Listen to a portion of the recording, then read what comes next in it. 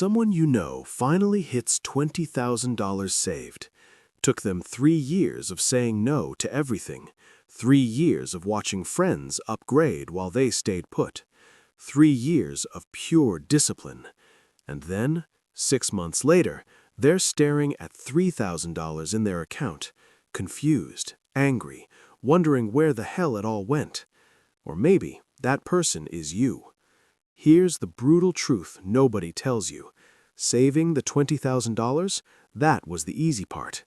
Yeah, it took time, it took sacrifice, but it was straightforward. The dangerous part? The next 48 hours after you hit that number. Because that's when your brain starts playing tricks on you. It whispers, "You deserve this. You've earned an upgrade. You don't have to live like this anymore." And that quiet little whisper, it destroys more wealth than any stock market crash ever could. Because in that moment, you're standing at a crossroads. One path takes that $20,000 and quietly turns it into $350,000. The other path, it slowly drains it back down to zero. And the crazy part is, the difference comes down to what you do in the next few weeks. Not next year, not when you figure things out. Right now, this week. Here's why this moment is so dangerous. Your brain is wired for instant rewards. It wants to feel successful right now. It wants certainty. It wants pleasure. But wealth? Wealth requires the exact opposite. It requires patience. It requires restraint.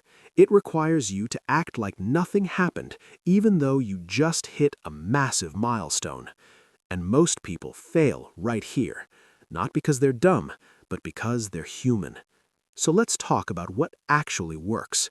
Let's talk about the game plan that separates the people who stay wealthy from the people who reset back to zero. First question, do you have high-interest debt? Credit cards, personal loans, anything charging you above 6 or 7%.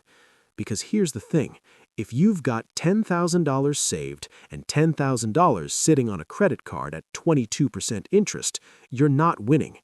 You're actively losing every single day.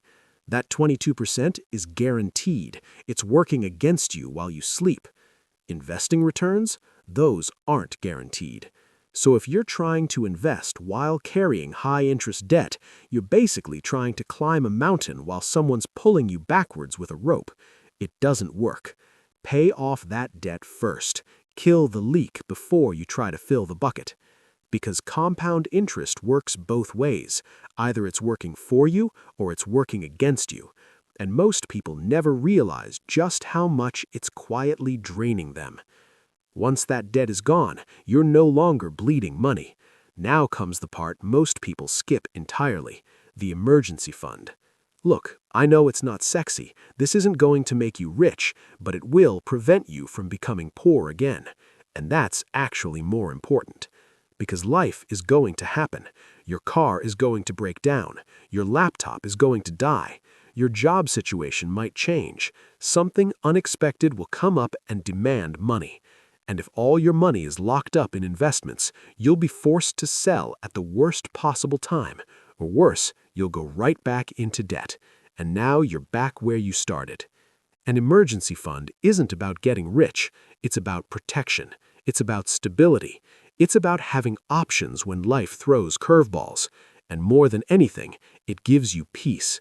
And peace is what allows your wealth to grow without interruption. Once you've got that foundation, now the real wealth building begins. This is where your money starts working for you, quietly, consistently, while you're sleeping, while you're working, while you're living your life. You invest it, but not in hype, not in whatever your cousin's been talking about, not in shortcuts or get-rich-quick schemes.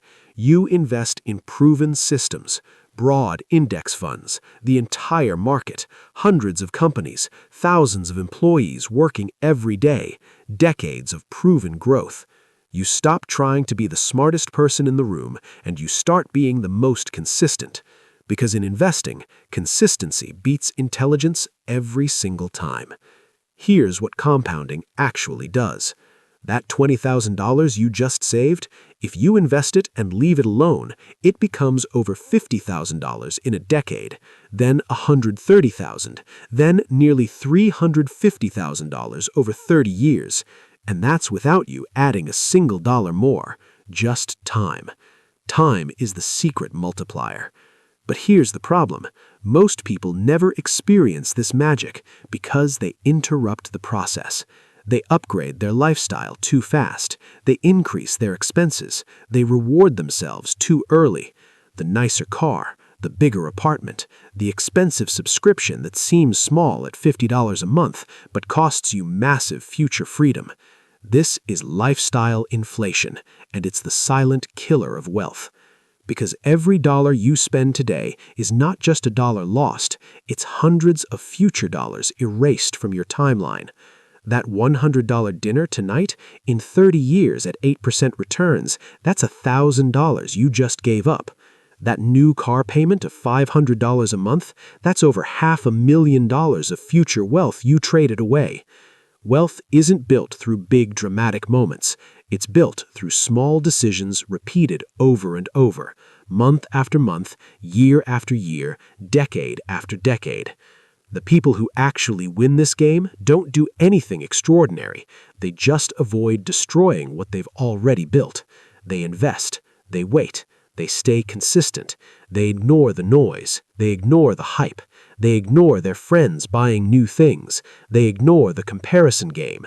And eventually, time rewards them. Not luck, not genius, time.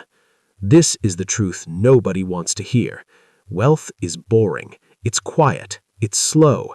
There's no adrenaline rush, no viral moment, no dramatic transformation. But it works. It actually works. Your $20,000 is not the finish line. It's not the moment you finally made it. It's the starting point.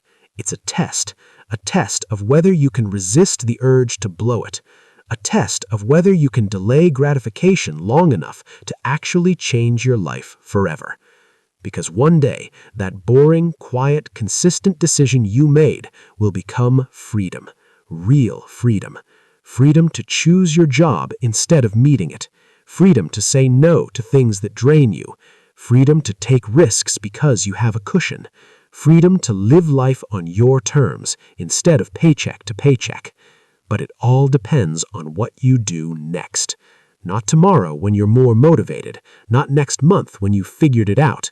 Right now, this week. Be patient. Be consistent. Be boring. Ignore the noise. Ignore the upgrades. Ignore the pressure to look successful. And let time do what it's always done for people who wait long enough. Turn small decisions into life-changing freedom.